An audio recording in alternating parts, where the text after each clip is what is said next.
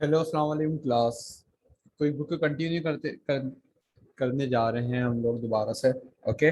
Last class में हमने क्या डिस्कस किया था? हमने वेंडर्स बनाने सीखे थे। आज हम सीखेंगे कस्टमर किस तरीके से क्रिएट किए जाते हैं क्विक के अंदर। ओके।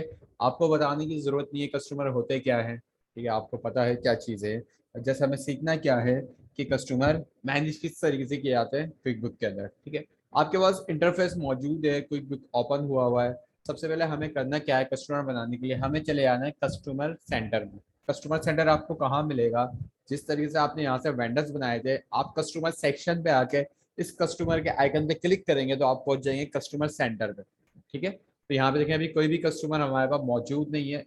या तो आप सॉरी या तो आप यहाँ से ऊपर से भी कस्टमर्स पे जा सकते हैं। तो देखें यहाँ कस्टमर मौजूद है, कस्टमर लिखा हुआ है, इस पर क्लिक करूंगा और कस्टमर सेंटर में मैं पहुंच जाऊंगा क्लिक करने के बाद, ठीक है। या तो उसकी जो शॉर्ट की है कस्टमर सेंटर में आने की, वो है कंट्रोल जे।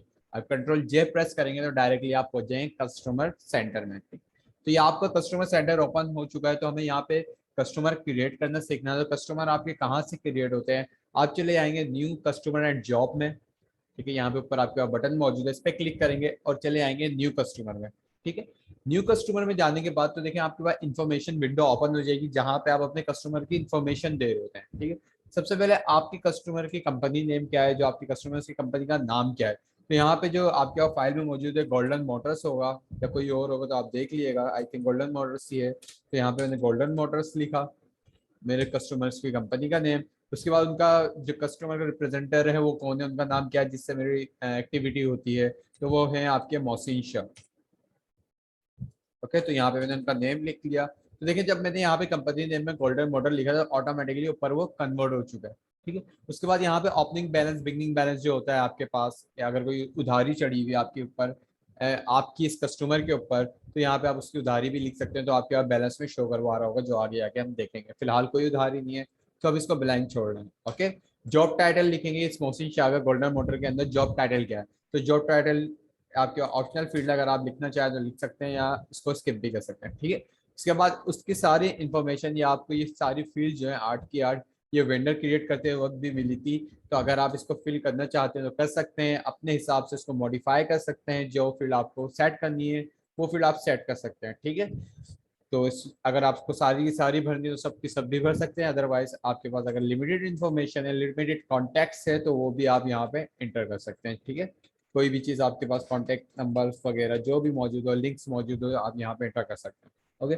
उसके बाद आप आ जाएंगे एड्रेस डिटेल में। एड्रेस डिटेल में आपके पास क्या मौजूद है कि हमारा जो कस्टमर है उसके इन्वॉइसेस वगैरह में एड्रेस क्या शो हो, या तो हमारा कस्टमर जो है कहाँ पे लोकेटेड है, ठीक है। तो एड्रेस डिटेल आप कहाँ से डालेंगे? इस एडिट के ऑप्शन पे आएंगे, एडिट पे क्लिक करेंगे तो एड्रेस में मोहसिन शाह गोल्डन मॉडल लिखा हुआ आ रहा है। आप सिटी सेट करेंगे तो सिटी जो है इसका कराची है। आपके सेवन फाइल में जो हो वो देख लेंगे आप, ठीक है। स्टेट डालेंगे इसका, तो सिंध है इसका स्टेट, एसडी लिख देंगे यहाँ पे। ओके। जिप पोस्टल कोड जिस एरिया का है वहाँ का पोस्टल कोड लिख देंगे। कंट्री रीजन में आप पाकिस्तान ले लेंगे या किसी भी कंट्री से बिलोंग करता है वो कंट्री ले लेंगे। और नोट में आप कोई स्पेशल नोट लिखना चाहते हैं, XYZ कुछ भी लिख सकते हैं, ठीक है। ओके कर देंगे तो ये हमारा एड्रेस जो है मैनेज हो चुका है, ठीक है। उसके बाद देखिए यहाँ पे इनवॉइस बिल टू और शिप टू लिखा हुआ है। मीन्स हो क्या रहा होता है, अक्सर मैंने आपको लास्ट टाइम पीसी में भी ये बात बताई थी कि आपके जो कस्टमर होते हैं जब आप उसको इन्वेंट्री सेंड कर रहे होते हो, तो कुछ कस्टमर ऐसे होते हैं जो आपसे जब इन्वेंट्री मंगवाते हैं, आप किसी एड्रेस पे उसको इन्वेंट्री देते हो तो वहीं पे उसका बिल भी दे रहे होते हो, ठीक है। मीन्स और दूसरी चीज क्या होती है, इनवॉइस बिल टू का मतलब मैंने आपको बताया कि क्या होता है कि आप जिस कस्टमर को इन्वेंट्री दे रहे हो वो वहीं पे उस इन्वेंट्री को भी रिसीव कर रहा है एक ही एड्रेस पे, और वहां पे अपना बिल भी रिसीव कर रहा है, ठीक है। बाज़ औक़ात ऐसा हो रहा होता है कि आपका जो बिल होता है आपकी इन्वेंट्री का, वो आप उसके ऑफिस में भेज रहे होते हो, ऑफिस अलग जगह पे मौजूद होता है और उसका जो वेयर हाउस होता है वो अलग जगह पे मौजूद होता है। तो इस कंडीशन में आपके पास दो एड्रेस मौजूद होते हैं। मीन्स इन्वेंट्री अलग जगह पहुंचानी है और बिल अलग जगह पहुंचाना है।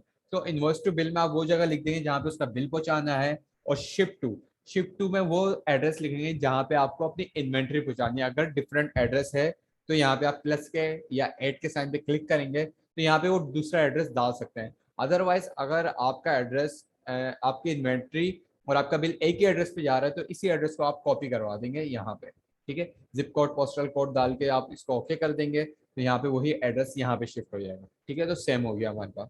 ओके। आप यहाँ पे इसको मजीद एडिट भी कर सकते हैं एडिट के बटन से। और अगर आपको ये एड्रेस डिलीट करना है तो यहाँ से आप इसको डिलीट भी कर सकते हैं। ठीक है, उसके बाद पेमेंट सेटिंग में आ जाएंगे आप। पेमेंट सेटिंग में आपके पास अकाउंट नंबर, अगर आपके पास आपके कस्टमर का कोई अकाउंट नंबर मौजूद है XYZ कुछ भी है, आप यहाँ पे एंटर कर देंगे। Payment term and condition, payment terms मैंने आपको बताई थी कि आप जब भी सेलिंग परचेजिंग कर रहे होते हो, आप डिस्काउंट भी कैलकुलेट कर रहे हो तो डिस्काउंट भी सेट कर रहे हो, तो डिस्काउंट कहाँ से सेट होगा, आपके यहाँ पे पेमेंट एंड टर्म्स में ही। यहाँ पे देखिए आपके पास डिफरेंट डिस्काउंट मौजूद है, 10 net 30, 1% 10 net 30, 2% 10 net 30, consignment due on receive net 15 net 30 और नेट 60। ठीक है, 1% 10 और नेट 10 नेट 30 का मतलब ये है कि आपको आप अपने कस्टमर को 1% डिस्काउंट दोगे अगर उसको 10 दिन के अंदर पेमेंट कर देता है। और टाइम कितना उसका, 30 दिन का उसके बाद टाइम है। अगर 10 दिन के अंदर पेमेंट करता है तो 1% डिस्काउंट दोगे। सेम एज इट इज आपके पास ये भी है, 2% डिस्काउंट दोगे आप अगर वो 10 दिन के अंदर पेमेंट कर देता है आपको। टाइम कितना है उसका, 30। कंसाइनमेंट का मतलब कि आप कंसाइनमेंट पे काम करते हो, कोई डिस्काउंट नहीं, कुछ भी नहीं है। ड्यू एंड रिसिप्ट, रिसिप्ट पे डिपेंड करता है, या तो यहाँ पे नेट 50 नेट 30 नेट 60, या उसके बाद खाली 15 दिन का टाइम है पेमेंट करने का, 30 दिन का टाइम है या 60 दिन का टाइम है। तो ये अपने हिसाब से आप इसको मैनेज कर सकते हैं। ठीक है, अगर आपको यहाँ से अपने हिसाब से कोई भी सुटेबल नहीं लग रहा तो आप ऐड न्यू में चले जाएंगे और यहाँ पे अपना एक डिस्काउंट सेट कर देंगे। ठीक है, डिस्काउंट का नाम मैंने लिख दिया 2%। ठीक है, 2, 10, 30, ये मैंने एक नेम लिख दिया। ठीक है, आप कोई भी नेम लिखना चाहे आप लिख सकते हैं। उसके बाद नेट ड्यू डेज लिखने हैं आपको। मैं नेट ड्यू डेज कितने हैं उसके उसके ड्यू डेज हैं 30। ओके, कितने परसेंट डिस्काउंट दे रहे हैं, मैंने कहा 2% दे रहा हूँ। डिस्काउंट पेड विद इन, कब तक वो पेमेंट करेगा तो डिस्काउंट मिलेगा, 10 दिन के अंदर अगर वो पे करेगा। ठीक है, ओके कर देंगे तो आपका एक अपना हिसाब, अपना डिस्काउंट सेट हो गया जो आपने मैनेज किया था। ठीक है, okay, preferred delivery method, email, mail, आप इसको इनवॉइसेस वगैरह कैसे करते हो, मेल के जरिए भेजते हो, ईमेल के जरिए करते हो या नन। तो आप यहाँ से कोई भी सूटेबल आपको ऑप्शन लगे आप चूज कर लेंगे। ठीक है, नन भी कर सकते हैं, कोई इश्यू नहीं है। और उसके बाद क्रेडिट लिमिट आपके पास मौजूद है कि इसकी उधारी की जो लिमिट है वो कितनी है। तो आपके असाइनमेंट फाइल में जो भी लिमिट हो आप यहाँ पे सेट कर देंगे।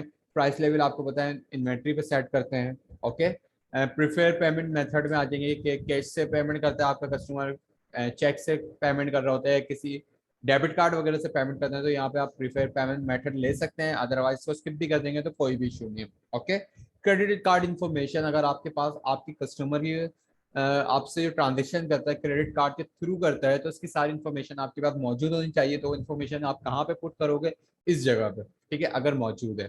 ओके, इसके बाद सेल टैक्स सेटिंग में आ जाएंगे। सेल टैक्स हम बाद में मैनेज करना सीखेंगे। ओके, यहाँ पे कोई काम नहीं करना आपको। एडिशनल इन्फो में आ जाएंगे।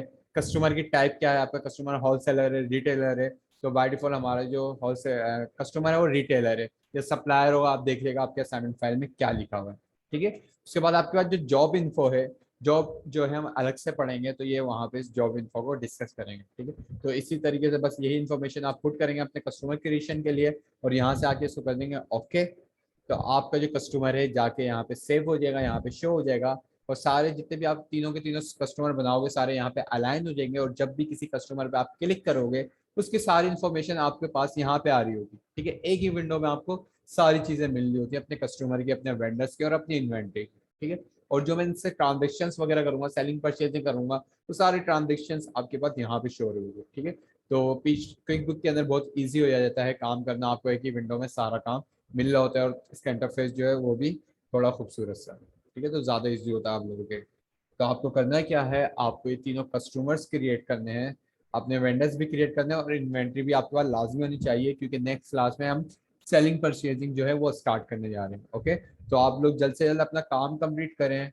मैंने आपको सॉफ्टवेयर भी दे दिया था और किसी के पास अगर सॉफ्टवेयर नहीं है वो आके मुझसे ले जाएं सेंटर आके। ओके, अल्लाह हाफिज़, टेक केयर। कोई भी सवाल हो आप मुझसे ग्रुप में डिस्कस कर लिए, सॉरी इंडिविजुअली आप मुझसे पर्सनली डिस्कस कर लिएगा व्हाट्सएप पर।